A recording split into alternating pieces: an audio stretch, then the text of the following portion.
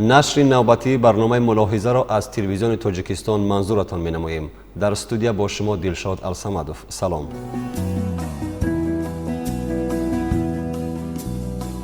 خلق بی کتاب به آدمی نابینا مانند است که حسن دنیا را نمی فهمد. همچنین به انسان شباهت دارد که به آینه روی خود را دیده نمی تواند. ملت ما را از قدیم الایام همچون ملت کتابدار و کتابخوان می شناختند و امروز هم احترام می کنند. جای مردانوار اقرار شدن است که محض فرهنگ کتابداری و کتابخوانی را در تمدن جهان پیشوایان ادبی ما به حکم عنعنه درآوردند. همین است که امروز دانشمندان جهان کتاب‌های بزرگ ما را همچون دفتر روی میزی خود مورد کاربست قرار می‌دهند. از چی باشد که نسل امروز ما از کتابخوانی دست کشیدند؟ این موضوع ما را نگران کرد و ما به خاطر تحلیل واقعی موضوع به استودیو دعوت نمودیم دیرکتور پژوهشگاه علمی تحقیقاتی فرهنگ و اطلاعات وزارت فرهنگ جمهوری تاجیکستان محترم شریف کاملزاده را شما را خوش آمدید میگویم. تشکر. همانگونه که در ابتدای کلام خود ابراز داشتیم، واقعا امروز فرهنگ کتابخوانی یا سنت کتابخوانی در میان جامعه ما کاسته گردیده است. این را سبب چیست؟ کتاب به حیث شناسنامه شایسته هر یک خلق و ملت برای پاک و بی‌گزند نگاه داشتن زبان ملی، معرفی تاریخ و تمدن هر یک خلق و ملت، یعنی در جامعه جایگاه مخصوص دارد و شما واقعا درست قید کردید که امروز سطح و صفت خوانش و فرهنگی کتابخوانی نسل نورز در زینه پایان قرار دارد و من فکر میکنم که اینجا البته یک قطار عامل های وجود دارند که باعث کاسته گشتن میل و رغبت کتابخوانی نسل جوان شدند. از جمله با طوری باید و شاید، یعنی در تمام زینه های تحصیلات تعلیم دادن نشدن اساس های دانش کتابداری اطلاعاتی، سوس براه مانده شدن راهبری خوانش خوانندگان از جانب یعنی مسئولین. اینجا نظر من در آن است که از جانب پدر و مادران، مربیه های بخشه های بچگانه، آموزگاران و کتابداران، یعنی این چهار گروهی راهبران خوانش موظف هستند که برای بلند برداشتن سطح فرهنگ کتابخوانی خوانندگان همه‌جانبه تدبیرهای مشخص اندیشند. جامعه زمان حکمت و سعادت می‌یابد که مطالعه کار روزانه‌اش باشد. سال 2012 با شرکت اساسگزار صلح و وحدت ملی پیشوای ملت پرزیدنت جمهوری تاجیکستان محترم امامعلی رحمان بزرگترین مخزن علم و ادب یعنی کتابخانه ملی تاجیکستان در شهر دوشنبه پایتخت تاجیکستان افتتاح یافت و در خود را برای 8 میلیون اهالی تاجیکستان یعنی آنهایی که تشنه علم و دانش هستند باز کرد. شما مدت در اونجا فعالیت کردید و گفتم میتوانید که مثلا در جریان به افتتاح دادن این کتابخانه ملی چقدر خوانندگان توجه کردند به کتاب و کتابخوانی؟ یکی از کتابخانه‌هایی که واقعاً در آسیای مرکزی بی‌نظیر است این کتابخانه ملی تاجیکستان میباشد و این کتابخانه برای حفظ و نگهداری 10 میلیون کتاب پیش بینی شده است و امروز در ساختار آن 518 نفر یعنی متخصصان دایر به ساحه‌های مختلف دانش فعالیت میکنند. بعد از به استفاده داده شدن بنای نوی کتابخانه البته سطح و صفت خدمت رسانی خیلی خوبتر گردید و یعنی به فعالیت شروع نمودن بخش و شعبه های نو در ساختار کتابخانه ملی امکان دادند که واسطه های نوی اطلاعاتی کمونیکاسیونی در روند خدمت رسانی کتابداری و بیبلیوگرافی بیشتر مورد استفاده قرار دهند. مثلا در ردیف خدمت رسانی عنعنوی یعنی به خوانندگان مقیمی باز خدمت رسانی به خوانندگان مجازی یعنی ویرتوالی نیز براه مانده شد و این روز گفتن ممکن است که این کتابخانه در ردیف خدمت رسانی عنعنوی خود باز خدمت رسانی یعنی الکترونی، یعنی توسط کتابخانه ملی الکترونی تاجیکستان که در زمینه کتاب‌های چاپی کتابخانه بنیاد یافته است، خدمت‌رسانی را نه تنها به خوانندگان یعنی حدود جمهوری همون بلکه بیرون از اون به خوانندگان بیرونی نیز برآمد و امروز فوند کتابخانه الکترونیک کتابخانه ملی تاجیکستان 3872 نامگوی کتاب‌ها را دایر به ساحه‌های مختلف دانش تشکیل می‌دهد و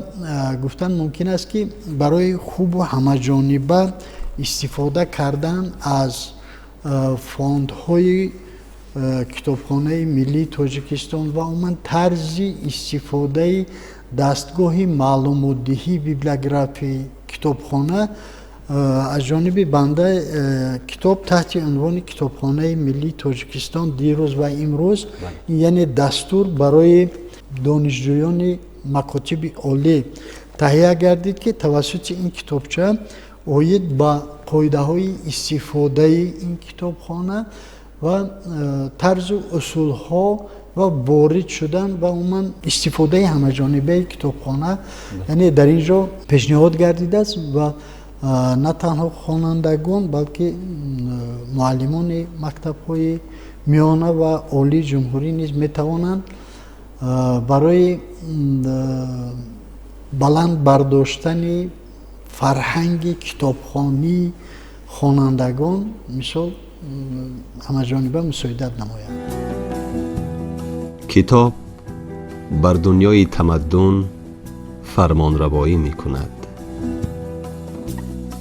کاسته شدن سنت کتابخوانی را در جامعه ما بیشتری از کارشناسان به عامل‌های گوناگون ربط می‌دهند و ایده بر این نظرند که گویا جامعه ما به شبکه عمومی جهانی اینترنت دسترسی پیدا کردن عنعنه کتابخوانی کتاب چاپی از میان رفت. شما همچون یک نفر کتابشناس هم گویا اشتباه نمی‌کنید وابسته به این موضوع چی گفته می‌توانید؟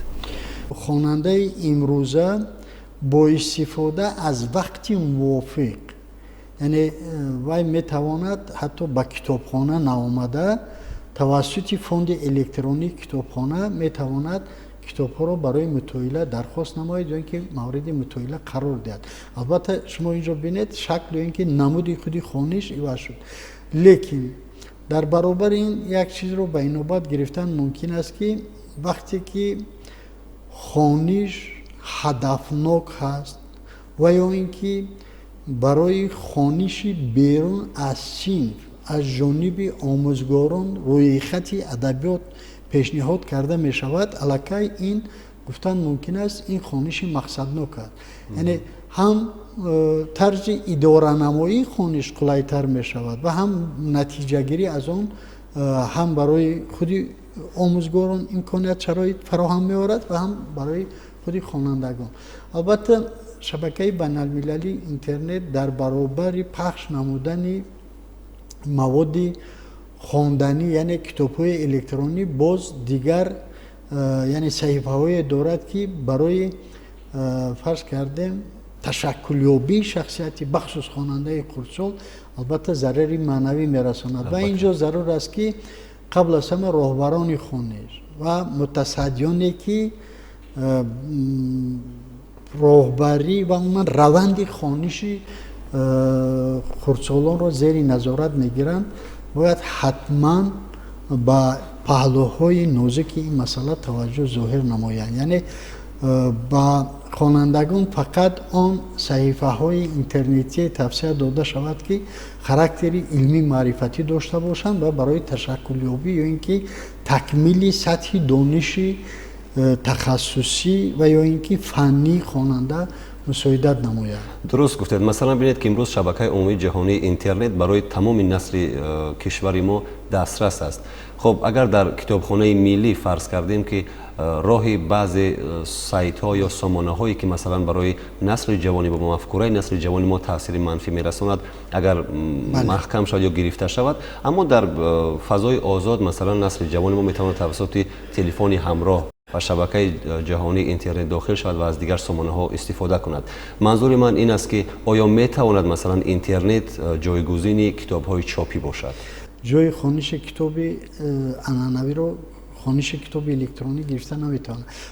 کتاب‌های الکترونی برای فرض کردیم عاجلا دسترس نمودن اطلاعات نوابسته به وقت و زمان و جایگیرشوی یا اینکه نگهداری خود کتاب نسبتا قلای می باشند و وقتی که می بخشید اگر برق نباشد از اون خواندن کتاب الکترونی خواننده محروم است. ما فکر میکنم که امروز وقتی آن رسیده است که ما برای هرچی بهتر و بیشتر جلب نمودن خواننده خردسال با کتابخوانی باید یعنی چاره‌بینی های نسبتا دقت جلب کننده و چاره‌بینی هایی که آنها هدفرس باشند و چاره‌بینی ها توانند که میل و رغبت و کتابخوانی نسل خردسال را بیدار کرده توانند. کتاب جوانی را پرثمر، پیری را پرفرح می کند و خوشبختی را می افزاید و از بدبختی امان می بخشد. مثلا نمیتوانیم تمام ساکنان جامعه تاجیکستان را از استفاده شبکه جهانی اینترنت مثلا باز داریم، زیرا امروز زمان رشد تکنیک و تکنولوژی است، جهانی شوی است، برخورد تمدن ها و فرهنگ ها است و نسل جوانی ما نیز باید از همه دیگرگونی ها یا تحولات هایی که در جامعه معاصر می شوند همه روزه از آنها آگاه باشد. من میخواهم نقطه دیگر را تاکید کنم که در تاریخ ملت ما وقتی که ما نظر میاندازیم، بزرگان ما به خاطر ترغیب و تشویق کتاب و کتابخوانی در بین نسل زمانی خود هر گونه آزمون ها، همون گونه‌ای که شما تاکید کردید، محفل ها گذرانیده میشد و مسابقه بین خوانندگان بود که کی کتابی بیشتر میخواند. اما امروز متاسفانه که این عنعنه از بین مردم ما رفته است. برای مثلا همین گونه چاره‌بینی ها را برگزار کردن که موظف است نسل جوان را وادار کند تا با کتاب های چاپی یا در مجموع با کتابخوانی روی بیارند. ما فکر میکنم که برای جلب نسل امروزه با کتابخوانی باید اهل جامعه سهمگذار باشند. این مسئله باید از عائله آغاز یابد و چون که تحلیل‌ها نشان میدن در آن خانواده‌ای که یا اینکه در آن عائله‌ای که کتابخانه عائلوی ارزی وجود دارد یا اینکه پدر و مادر خود کتابخوان هستند و پیش از خوب کردن طفل خود با او هر گونه افسانه‌های شوق‌انگیز می‌خوانند یا اینکه در روزهای مولد فرزندان خود کتاب‌های بهترین را همچون تحفه نادر با فرزندان خود پیشنهاد می‌کنند، با باوری کامل گفتن ممکن است که در این عائله ها یعنی یک فضای سالم کتابخانه وجود دارد. درست قید کردید. من از گفته‌های شما یک چیز را بسیار خلاصه کردم که امروز بیشتری از خوانندگان محترم ما از زبان کتاب‌ها شکوه می‌کنند. یعنی اون کتاب‌های هم درسی و هم علمی و ادبی یا بدیعی که پیشنهاد می‌شوند بیشترشون از همین زبان کتاب‌ها شکایت میکنند که در آنها مرکب بیانی است، یعنی ساده بیانی نیست. ما هرچی که منتشر میکنیم، نشر میکنیم، پیشنهاد میکنیم باید با زبانی عامه فهم باشد، ساده مردمی باشد که هر یک طبقه جامعه ما خواه خردسال باشد خواه بزرگسال هنگامی که مطالعه میکند باید تمام معنی های آن را درک کند. در زمان خود استاد رودکی 1000 سال قبل بود، 1100 1150 سال پیشتر بود، وقتی که اونا بینید که زبانی اونها فصاحت و ملاحت بسیار بلند داشتن، مثلا چقدر عامه فهم است. اما امروز مرکب بیانی خیلی زیاد است. وابسته به این شما چی میگویید؟ ما فکر میکنم که اینجا البته مخصوص نهادهای وجود دارند که و حتی قانونهای مخصوص جمهوری تاجیکستان جهتی تهیه و انتشار کتاب‌های تعلیمی یعنی قبول گردیده است که طبق مقررات و نشانداد آنها باید حتما کتاب‌های تعلیمی براه مانده شود. یعنی من فکر میکنم که اینجا پیش از نشر کتاب تعلیمی باید اقلا 1 سال پیش یعنی وای مورد آموزش همه‌جانبه از جانب هم خوانندگان و هم از جانب آموزگاران قرار گیرد. یعنی یک نظرسنجی ها دایر گردد که تا کدام اندازه مفهوم این یا اون عباره با سن و سال همون خواننده موافقت میکند یا نه. من فکر میکنم که این کار باید به یک نظام معین خود وارد کرده شود. شما بسیار درست قید کردید که باید قبل از همه انامین طلبات های زبانی دولتی ما همه‌جانبه بین‌نوبت گرفته شود. بیشتر اون مفهوم کلمه های مورد استفاده قرار داده شوند که برای عامه فهم باشند. بله درست است. از بس که زندگی خیلی کوتاه است و ساعت‌های خالی کمند، ما حق نداریم که ساعتی را به خواندن کتاب‌های کم ارزش صرف نماییم.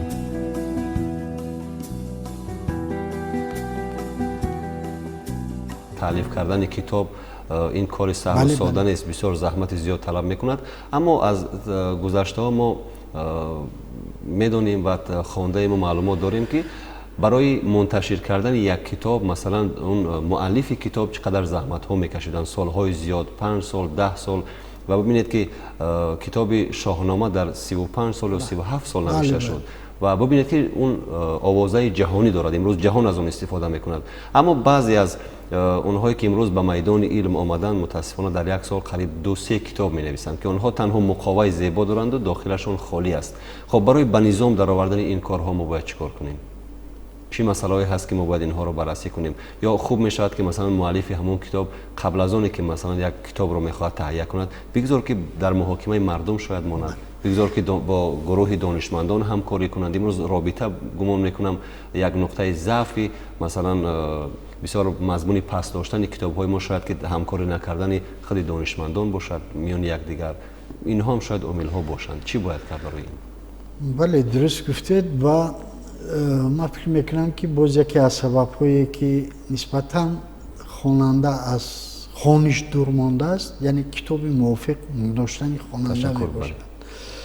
از جانب دیگر در زمان شوروی یک تشکیلات گلاولیت ارزی وجود داشت و کتاب‌هایی که برای چاپ توصیه می‌شدند حتما زیر نظارت این تشکیلات قرار داده میشد. بعد از توصیه اون بعد نشریات پیدا میکرد این کتاب را چاپ نماید. و من فکر میکنم که البته در نزد هر یک مؤسسه‌های انتشاراتی هیئت شوراهای تحریریه وجود دارند و بسیار خوب میشد که همین هیئت یعنی شوراهای تحریریه که اونجا حتی وقتی که کتاب رو ورقگردان میکنید در اونجا تا 10-12 نفر نامنوی شدن و بسیار خوب میشد که همین هیئت محترم تحریریه پیش از چاپ کتاب یعنی ارزش علمی عموما ارزش همه‌جانبه همین کتاب رو مورد سنجش قرار دهند و برای چاپ اجازه دهند. درست گفتید. مثلا ببینید که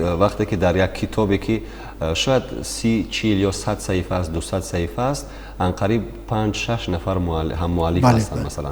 اما در داخل کتاب وقتی که مراجعه میکنیم به صفحه های اون یک نظر میاندازیم، عادی ترین مثلا قاعده های هم زبانی و هم مثلا دیگر عنصرهای زبانی رعایت نمیشوند، اما نشریات اون را چاپ کرده است. پس خواننده ما از این گونه کتاب ها چی گرفته میتواند؟ واقعا شما درست گفتید. اینجا برای به یک نظام در آوردن یا که مورد ترغیب و تشویق قرار دادن کتاب‌های فرض کردیم به کتابخانه وارد شونده مخصوص بخش شعبه ها فعالیت میکنن که اونها باید یعنی تا کدام درجه این کتاب به کدام گروه جوابگو بودن باید یعنی روندی تا به دست خواننده رفتنی کتابی خوانده شونده رو به تنظیم می‌دارند. ما تا آن زمان که کتاب داریم نمیرنده ایم.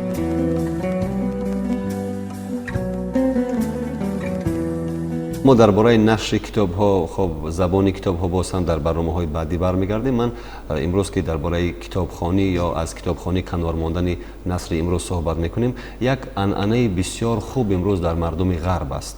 اگرچه ما در ابتدای صحبت خود گفتیم که این عنعنه یا این سنت بزرگ کتابخوانی را مخصوصا پیشوایان ما در تمدن جهانی به حکم عنعنه در آوردند، اما امروز در مردم غرب این چیز آشکارا است.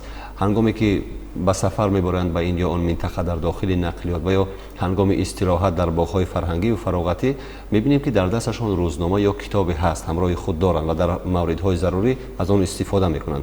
متاسفانه این چیز در جامعه ما امروز به مشاهده نمیرسد. ما نمیگوییم که جامعه ما کتابخوان نیست، درست ما داریم در جامعه ما کتابخوان‌ها خیلی زیاد هستند. باغ‌های فراغتی رو تنها به خاطر مثلا سرود و موسیقی نکردیم. اونجا هر یک شهروندی ما باید هنگامی که استراحت میکند مطالعه کند، بیاموزد. منظور من چی است؟ یعنی برای عنعنه همون گذشته خود رو در بین مردم جاری کردن، همون سنت بزرگ کتابخوانی و کتابداری رو در بین مردم جاری کردن، باز هم چی میباید ما باید چیکار کنیم که مردم ما در سر هر قدم از همون کتاب‌ها و روزنامه‌ها استفاده کنند؟ مسئله که شما با میان گذاشته واقعا مهم می باشد. قبل از همه اینجا ضرور است که ما یعنی سطح دانش های مربوط به کتابخوانی رهبران خوانیش رو زیاد نماییم. یعنی اینجا باز سخن درباره پدر و مادر می رود، درباره یعنی کلانسالان می رود، درباره آموزگاران، درباره کتابداران. یعنی چی باید کرد که امروز همون عنعنه های نیکی نیاگان از نو احیا گردند.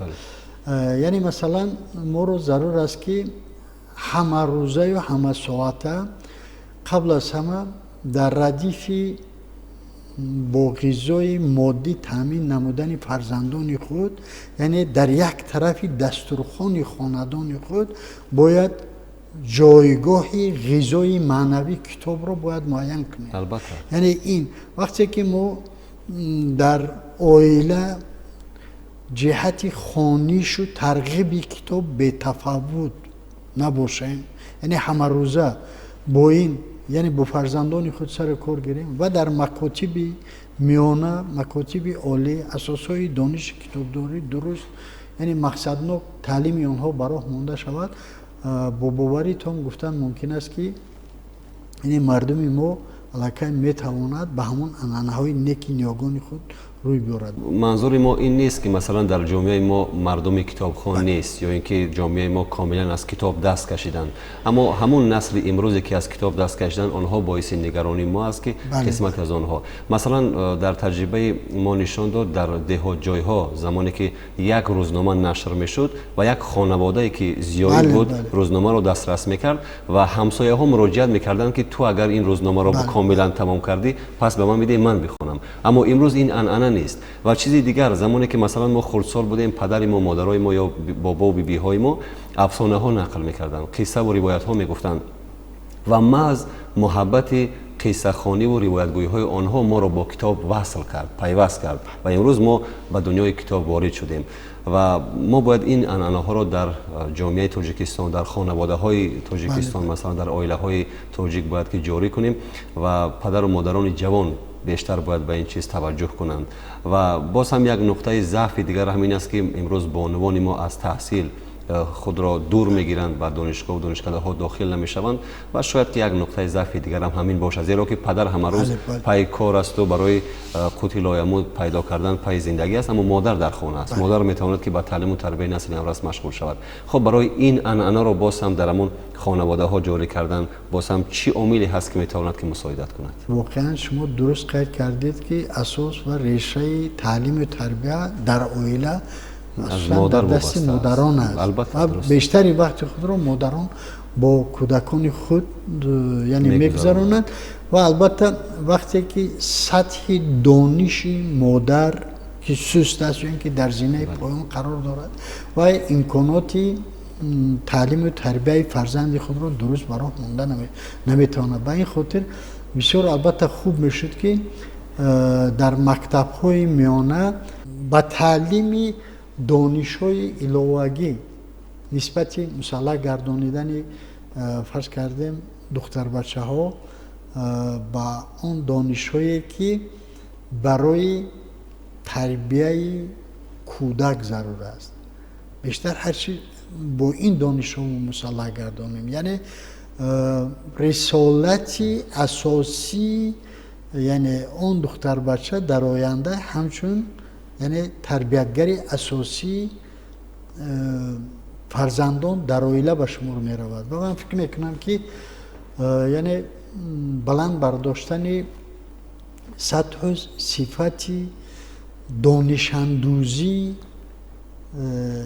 مکتب بچگان این روز تقاضا میکند که هرچی ما بهتر و بیشتر با آموزش اساسهای دانش کتابداری اطلاعاتی توجه ظاهر نماییم و در ردیف این البته باز کوشش به خرج دهیم که وابسته البته به امکانات در هر یک خاندان تاجیک کتابخانه یعنی اویلوی تأسیس داده شود و وقتی که 6 سال پیش قانون جمهوری تاجیکستان درباره مسئولیت پدر و مادر در تعلیم و تربیت فرزند یعنی برای محاکمه پیشنهاد شد، نسبت تأسیس کتابخانه اویلوی بعضی اندیشه های خود رو بیان کرده بودیم و بسیار خوب میشد که اگر هر یک خاندان تاجیک دارای کتابخانه شخصی میشد و در فوند کتابخانه شخصی پیش از همه دانشنامه ها برای هم کودکان و هم پدر و مادران جمع آوری کرده میشد. این یعنی برای خوبتر و بهتر به کمال رسی عموما تشکلیابی شخصیت کودک یعنی شرایط‌های ضروری رو مهیا می‌سازد. بله، متاسفانه بازم یک نقطه ضعف این کار این است که امروز در محله ها در شهر و ناحیه هایی که از مرکز کنارتر هستند کتابخانه ها فعالیت نمی کنند. با نام هستند اما یگان شهروندی را ما مشاهده نمی کنیم که مثلا از کتابخانه های ناحیوی یا جماعت که در اون جماعت ها هستند استفاده کنند. بیشترشون امروز از کار ماندند و کتاب هایی که در اونها بود اونها امروز از بین رفتند و برای احیا کردن این کتابخانه ها کی وظیفه دار است و اگر احیا شوند آیا ما می توانیم که مثلا ذوق مردم را با کتاب و کتابخانه بیشتر کنیم؟ این روز وقتی اون رسیده است که باز ما جهت تامین کتابخانه های ناحیه های دوردست بخصوص دهات باید برنامه های نوی دولتی یعنی قبول کنیم و اونها رو با کتاب ها تامین کنیم. با باوریتون گفتن ممکن است که این پرابلم ها یعنی آهسته آهسته راه حل خود را می‌یابند.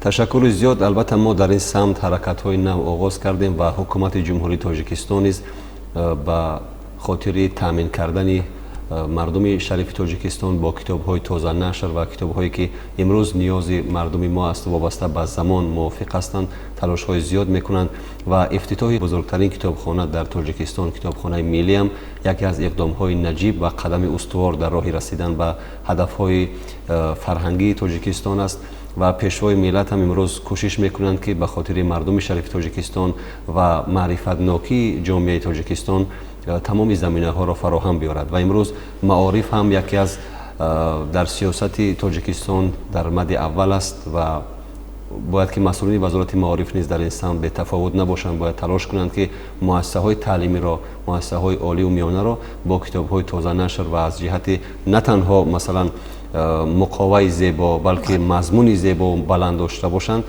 خوانندگان را تامین کنند و آنها توانند که با کتاب و کتابخوانی ذوق پیدا کنند، زیرا مضمون بلند کتاب میتواند که خواننده را به کتابخوانی وادار کند و او را وظیفه دار کند که خب از کتاب هایی که هستند استفاده نمایند. در خلاصه سخن های خود وابسته به موضوع مطرح چی میگویید؟ ما در خلاصه چی میکنیم که جامعه را کتابخوان کنیم؟ با کدام راه میتوانیم؟ پیشوای ملت محترم امام علی رحمان کتاب رو در ردیف مادر و وطن ارزنده ترین مقدسات شمردند.